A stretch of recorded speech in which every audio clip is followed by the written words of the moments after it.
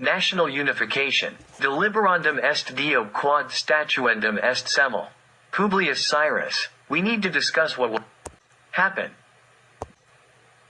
When speaking of national unity, I understand it as both national and territorial unification. The liberation and unification of the entire Serbian people have been our centuries-long goal and the main question in all our political programs. We once achieved it, but through the flawed policy of creating Yugoslavia, we ruined everything, and now we must correct it.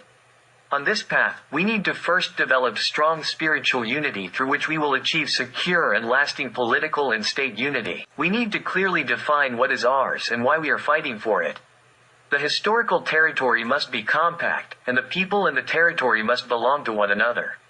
In the Serbian ethnic space, according to historical rights, the entire territory of former Yugoslavia, and even beyond that, belongs to it. The territory of Serbian historical rights encompasses the territory of Roman Illyricum. According to ethnic rights, all those areas of former Yugoslavia where Serbs constituted the majority population before World War II are included. Not only present-day Croatia but also Slovenia is part of Serbian historical territory and was part of Serbia in the early Middle Ages. From the time when Serbia lost the territory of present-day Slovenia until it liberated it again in 1918, there was no Slovenian state, but it was under foreign occupation. Today, we respect the existence of the Slovenian state and the fact that Slovenes, although of Serbian origin, do not identify themselves as Serbs, just like other Slavic peoples.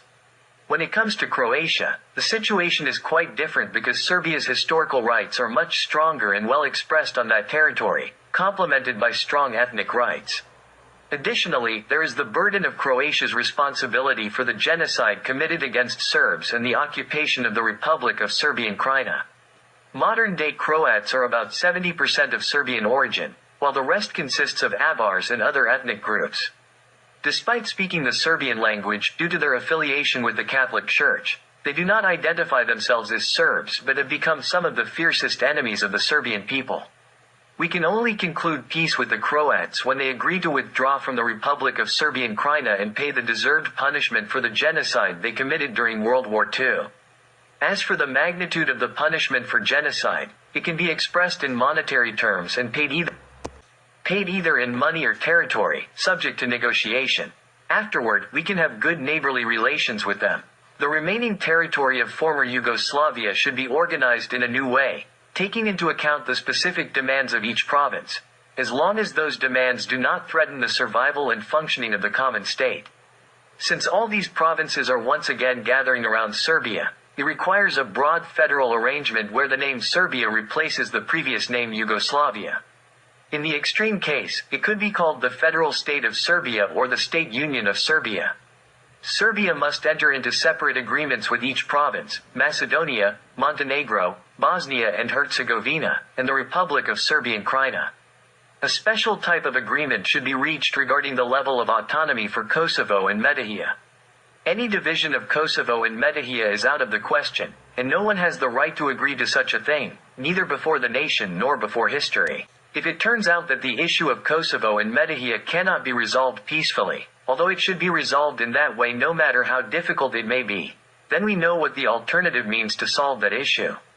Let us keep in mind the verses of Alexis Santic. Wherever there is a Serbian soul, there is my homeland, my home and my native hearth. All European nations have completed their national and territorial unification except the Serbs. We will not and cannot give up that right, and it was also entrusted to us by Saint Simeon. In a letter to a Serbian envoy, Nikola Pasic wrote in 1918 that he was prepared to sacrifice his life for the unification of the Serbian people, and that he considered the democratization of Serbia as a preliminary condition for the liberation of the Serbian people. The present-day Republic of Serbia is the center around which everything should gather. That is why all enemies work towards its fragmentation. Dmitry Najdanovic defined it well. If the center is destroyed, every point on the periphery echoes the center. Serbia must be strong and as large as possible because it is the salvation for other neighboring countries, Europe, and the world.